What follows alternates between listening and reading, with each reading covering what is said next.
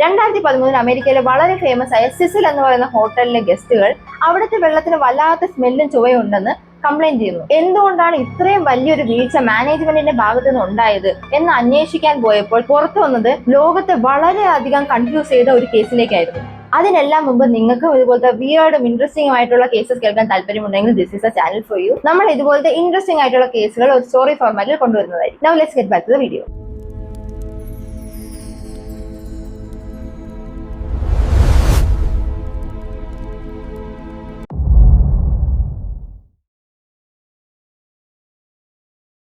രണ്ടായിരത്തി 2013 കാനഡയിൽ നിന്നുള്ള എലിസ ലാം അമേരിക്ക സന്ദർശിക്കാനായി ഒറ്റയ്ക്ക് യാത്ര തിരിച്ചു. പുതിയ സ്ഥലങ്ങൾ കാണുന്നതും അത് മാത്രമല്ല അതിന്റെ വിശേഷങ്ങൾ അവരുടെ ഫ്രണ്ട്സിനോടും ഫാമിലിയോടും ഒക്കെ പറയുന്നത് ഇവർക്ക് വളരെ ഇഷ്ടമായിരുന്നു. എന്തായാലും ഒരു യാത്ര തിരിച്ചതല്ലേ, നല്ലൊരു ഹോട്ടൽ തന്നെ ബുക്ക് ചെയ്യാമെന്ന് ഇവർ തീരുമാനിച്ചു. അങ്ങനെ ലോസ് ആഞ്ചൽസിലെ വളരെ ഫേമസ് ആയിട്ടുള്ള സിസിൽ ഹോട്ടലിൽ ഇവർ റൂം ബുക്ക് ചെയ്തു. പുറത്ത് നോക്കുമ്പോൾ വളരെ സാധാരണ ഒരു ഹോട്ടലായി തോന്നുന്ന സിസിൽ വർഷങ്ങളായി ദുരൂഹ മരണങ്ങളും കുറ്റകൃത്യങ്ങളും നിറഞ്ഞ ഒരു ചരിത്രമുണ്ടായിരുന്നു. ഇതറിയാവുന്ന പലരും ഈ ഹോട്ടൽ ഒഴിവാക്കുമായിരുന്നു. പക്ഷെ എലിസയ്ക്ക് അതിനെപ്പറ്റി വലിയ നോളജ് ഒന്നും ഉണ്ടായിരുന്നില്ല. പക്ഷെ 2013 ജനുവരി 31 തൊട്ട് അവളിൽ നിന്ന് വരുന്ന സ്ഥിരം ഫോൺ കോൾ അവളുടെ പാരന്റ്സിന് ലഭിക്കാതായി. ആദ്യമൊന്നും അവർ വലിയ കാര്യമാക്കിയില്ല. പക്ഷെ തുടർന്നും ഫോൺ കോളുകൾ വരാതായപ്പോൾ അവർ അസ്വസ്ഥരായി. അവസാനം ഈ കുടുംബം പോലീസിന് കംപ്ലൈന്റ് നൽകി. പോലീസ് അന്വേഷണം തുടങ്ങിയെങ്കിലും അവർക്ക് ഒരു ക്ലൂവും കിട്ടിയിട്ടുണ്ടായില്ല. പക്ഷെ പോലീസ് പിന്നീട് ഒരു CCTV ഫുട്ടേജ് പബ്ലിക് ആക്കി. പക്ഷെ ആ CCTV ഫുട്ടേജ് കാരണമാണ് ഇന്നും ആൾക്കാർ ഈ കേസിനെ പറ്റി ചർച്ച ചെയ്യുന്നത്. ഈ CCTV ഫുട്ടേജിൽ വളരെ വിയേർഡ് ആയിട്ടുള്ള കുറച്ച് സംഭവങ്ങളാണ് നടക്കുന്നത്. വീഡിയോയിൽ ഇവൾ ലിഫ്റ്റിനകത്ത് കയറുന്നതും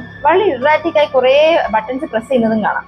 പക്ഷെ ലിഫ്റ്റിന്റെ വാതിൽ അടയുന്നില്ല. അത് മാത്രമല്ല ഇവൾ പുറത്തേക്ക് ഇറങ്ങി ആരെങ്കിലും അവളെ ഫോളോ ചെയ്യുന്നുണ്ടോ എന്ന രീതിയിൽ നോക്കുന്നതും കാണുന്നുണ്ട്.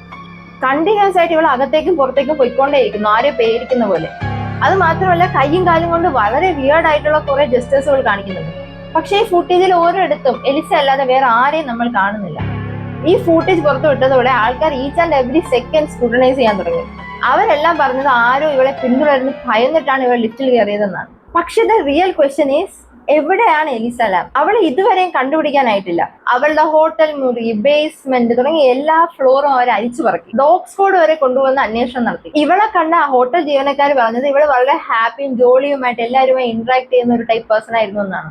പക്ഷെ ആർക്കും എലിസയ്ക്ക് എന്ത് പറ്റി, അവൾ എവിടെയാണ് എന്ന ചോദ്യത്തിന് ഉത്തരം നൽകാൻ കഴിഞ്ഞില്ല. ഈ സംഭവം കഴിഞ്ഞ് ഒരുപാട് ദിവസം കഴിഞ്ഞു. പോലീസിന്റെ അന്വേഷണം ഇപ്പോഴും നടന്നുകൊണ്ടിരിക്കുകയാണ്. പക്ഷെ അതേസമയം ഹോട്ടലിലെ അതിഥികൾ വളരെ വിചിത്രമായ ഒരു കംപ്ലൈന്റ് പറയാൻ തുടങ്ങി. ഷവറിൽ നിന്ന് വരുന്ന വെള്ളത്തിന് വളരെ മോശമായ നിറവും നാറ്റവും. ആദ്യം ഹോട്ടലുകാർ വിചാരിച്ചത് പ്ലംബിങ്ങിന്റെ എന്തോ ഇഷ്യൂ ആണെന്നാണ്. പക്ഷെ ഈ കംപ്ലൈന്റ് ലിറ്ററലി എല്ലാ റൂമിലെ ആൾക്കാരും പറയാൻ തുടങ്ങി. ഇതൊരു വലിയ ഹോട്ടൽ ആയതുകൊണ്ട് തന്നെ വളരെ വലിയ 10 അടിയോളം പൊക്കമുള്ള ടാങ്കുകളിലാണ് ഇവർ വെള്ളം ശേഖരിച്ചു വെച്ചിരുന്നത്. അതിന്റെ മേളിലേക്ക് എത്തുന്നത് പോട്ടെ അതിന്റെ മെയിൻ്റനൻസും വളരെ വളരെ പാടാണ്. അതിന്റെ മേളിലൊരു അടപ്പ് വെച്ചിട്ടുണ്ട്. ഏകദേശം 5 കിലോയോളം വെയിറ്റ് വരുന്ന ഒരു വലിയ അടപ്പാണത്. പക്ഷെ ഗസ്റ്റുകളുടെ കംപ്ലൈന്റ് അധികമായതോടുകൂടി ഹോട്ടൽ മാനേജ്മെന്റ് പുറത്തുനിന്ന് മെയിൻ്റനൻസിന് വേണ്ടി ആൾക്കാരെ വിളിച്ച് ഈ ടാങ്കുകൾ പരിശോധിക്കാൻ തീരുമാനിച്ചു. ഈ മെയിൻ്റനൻസ് ആര് വന്നത് ടാങ്കിന്റെ അടപ്പ് തുറന്ന് അകത്തേക്ക് നോക്കിയപ്പോൾ കണ്ടത് അവിടെ നിന്ന് കാണാതായ എലിസ ലാമിന്റെ മൃതദേഹം വെള്ളത്തിൽ പൊങ്ങിക്കിടക്കുന്നതാണ്. ഈ വാർത്ത പുറത്തു വന്നതോടെ ലോകം മുഴുവൻ ഞെട്ടി. എലിസ ലാമിന്റെ മൃതദേഹം കിട്ടിയെങ്കിലും അത് വന്നത് ഒരുപാട് ചോദ്യങ്ങളോട് കൂടിയായിരുന്നു. അവൾ ആ വാട്ടർ ടാങ്കിനുള്ളിൽ എങ്ങനെ എത്തി? ഓൾറെഡി ആ വാട്ടർ ടാങ്ക് ഇരിക്കുന്ന ആ സ്ഥലത്തേക്ക് എത്തുന്നത് തന്നെ വളരെ പ്രയാസമാണ്. അതിനു പുറമെ ഇവളെ ആരാണ് അവിടെ എത്തിച്ചത്? ഇവളെ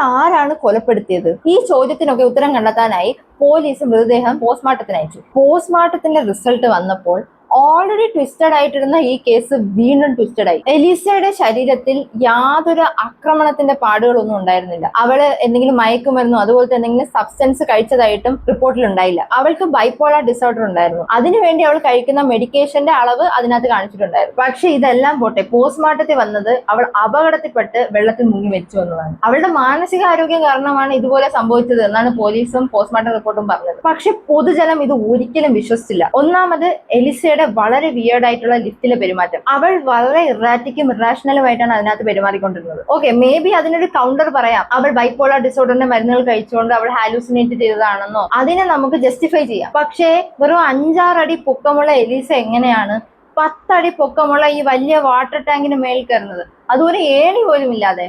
അവൾ എങ്ങനെയെങ്കിലും കയറിയെന്ന് തന്നെ ഇരിക്കട്ടെ, ഈ 5 കിലോയോളം വെയിറ്റ് ഉള്ള ഈ അടപ്പ് ഇവൾ ടാങ്കിന്റെ അകത്ത് കയറിയിട്ട് എങ്ങനെയാണ് തിരിച്ചടച്ചത്? That is nearly impossible. ഇത്രയും വലിയൊരു ടാങ്കിനകത്ത് നിന്ന് അവൾക്കത് ഒരിക്കലും ചെയ്യാൻ പറ്റില്ല. അത് മാത്രമല്ല ഇവൾ ടാങ്കിന്റെ അകത്ത് കയറി ഈ അടപ്പ് അടച്ചതിന് ശേഷം ഇവൾ ശ്വാസം മുട്ടുമ്പോൾ ഇവൾ എന്തായാലും പുറത്തേക്ക് കടക്കാൻ ശ്രമിക്കില്ലേ? അവളുടെ ശരീരത്ത് അങ്ങനെ ഒരു ആക്രമണത്തിന്റെയോ അല്ലെങ്കിൽ ഡിഫെൻഡ് ചെയ്യുന്നതിന്റെ ഒരു പാടുകളും ഉണ്ടായിരുന്നില്ല. അത് എന്തുകൊണ്ട്? ഇതൊന്നും ആൻസർ ചെയ്യാൻ പോസ്റ്റ്മോർട്ടം റിപ്പോർട്ടിനോ പോലീസിനോ കഴിഞ്ഞില്ല. കുറെ ആൾക്കാർ ഈ ഹോട്ടലിലെ പഴയ ചരിത്രം വെച്ച് ഇവളെ ആരോ കൊലപ്പെടുത്തിയതാണെന്നും ചിലവരൊക്കെ ഈ ഹോട്ടലിലെ പ്രേതങ്ങളാണ് ഇവളെ കൊലപ്പെടുത്തിയതെന്നും ഒക്കെ അവകാശപ്പെടാൻ തുടങ്ങി. പക്ഷെ ഈ വാദങ്ങൾക്കൊന്നും വ്യക്തമായ തെളിവോ ഒന്നും ലഭിച്ചില്ല. അത് മാത്രമല്ല എലിസയോടൊപ്പം വേറെ ആരെങ്കിലും കൂടെ ഉണ്ടായിരുന്നു എന്നതിനും യാതൊരു തെളിവും ലഭിച്ചില്ല. അങ്ങനെ ഇവൾ എങ്ങനെയോ മേൽക്കൂരയിൽ കയറി, ടാങ്കിന്റെ മേൽ കയറി, അടപ്പ് തുറന്ന് അതിനകത്തേക്ക് വീണ് അടപ്പ് തിരിച്ചടച്ചു വെച്ച് അതിനകത്ത് മുങ്ങി മരിച്ചു എന്ന് പറഞ്ഞ് ഈ കേസ് ക്ലോസ് ചെയ്യുന്നു. And as expected general public ഈ കേസ് ഈ രീതിയിൽ ക്ലോസ് ചെയ്തതിനോട് അവർ യോജിച്ചില്ല. ആൻഡ് എലിസ ലാമിന്റെ കേസ് ഇന്നും ഒരു ദുരൂഹതയായി തുടർന്നുകൊണ്ടിരിക്കുകയാണ്. മേ ബി അവൾ ആത്മഹത്യ ചെയ്യാൻ ശ്രമിച്ചതായിരിക്കാം, പക്ഷെ സാഹചര്യ തെളിവുകൾ വെച്ച് ഇറ്റ്സ് നിയർലി ഇമ്പോസിബിൾ. പക്ഷെ അവൾക്ക് എന്തോ സംഭവിച്ചിട്ടുണ്ട് എന്ന് തന്നെയാണ് ഞാനും വിശ്വസിക്കുന്നത്. പ്രത്യേകിച്ച് ആ എലിവേറ്ററിന്റെ ഫുട്ടേജ് അത് വളരെ വിയേർഡും ക്രീപ്പി ആയിരുന്നു. ആരോ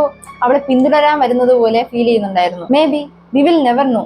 അങ്ങനെ ഇന്നും ഈ കേസ് ഒരു അൺസോൾവ് മിസ്റ്ററി ആയി തുടർന്നുകൊണ്ടേയിരിക്കുന്നു. നിങ്ങൾ ഈ കേസിനെ പറ്റി കേട്ടിട്ടുണ്ടായിരുന്നോ? കേട്ടിട്ടുണ്ടെങ്കിൽ നിങ്ങളുടെ തിയറീസ് എന്താണെന്ന് കമന്റ് സെക്ഷനിൽ പറയണം. ഇനിയും ഇതേപോലത്തെ വിയേർഡും ക്രീപ്പിയുമായിട്ടുള്ള സ്റ്റോറീസുമായി ഞാൻ വരുന്നത് വരെ ബൈ ബൈ.